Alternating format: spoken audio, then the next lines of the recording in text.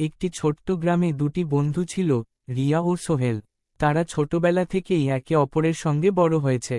রিয়ার পরিবার ছিল গ্রামের সবচেয়ে ভদ্র ও শিক্ষিত পরিবার, আর সোহেল ছিল একজন সাধারণ শ্রমিকের ছেলে।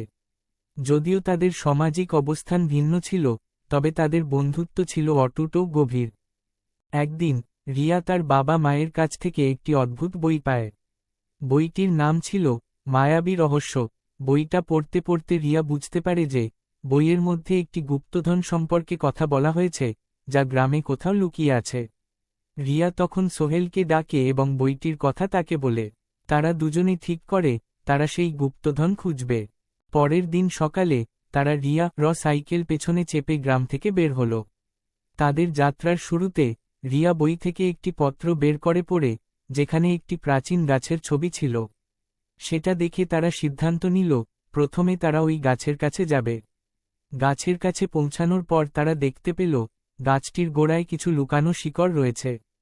সোহেল তখন শিকড়গুলো সরাতে শুরু করল। কিছুক্ষণের পর তারা একটি পুরানো বাক্স খুঁজে পেল। বাক্সটি খুলতেই দেখা গেল সেখানে কিছু সোনালী কয়েন এবং একটি পুরনো মানচিত্র। মানচিত্রটি তাদের জানালো যে গুপ্তধন আরও দূরে কোথাও লুকানো আছে। তারা উত্তেজিত হয়ে মানচিত্র ধরে অনুসরণ করতে থাকে। দীর্ঘ সময় পরে তারা একটি হ্রদের কাছে পৌঁছায়। সেখানে মানচিত্র অনুযায়ী একটি জায়গা চিহ্নিত ছিল। তারা সেখানে পৌঁছানোর পর রাতে আশেপাশের পরিবেশের রহস্যময়তা অনুভব করতে লাগল। হঠাৎ তারা শুনতে পেল একটি অদ্ভুত আওয়াজ। সোহেল ভয় পেয়ে গেল, কিন্তু রিয়া সাহস করে বলল, চলো দরজা খুলে দেখি।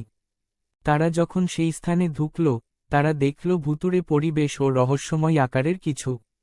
কিন্তু তারা ভয়কে জয় করে নিজেদের সাহসকে আঁকড়ে ধরে সেই গুপ্তধন খুঁজতে শুরু করল। অবশেষে তারা একটি বিশাল সোনালী টেবিল পায়, যেখানে নানা রকমের মূল্যবান জিনিসপত্র ছিল।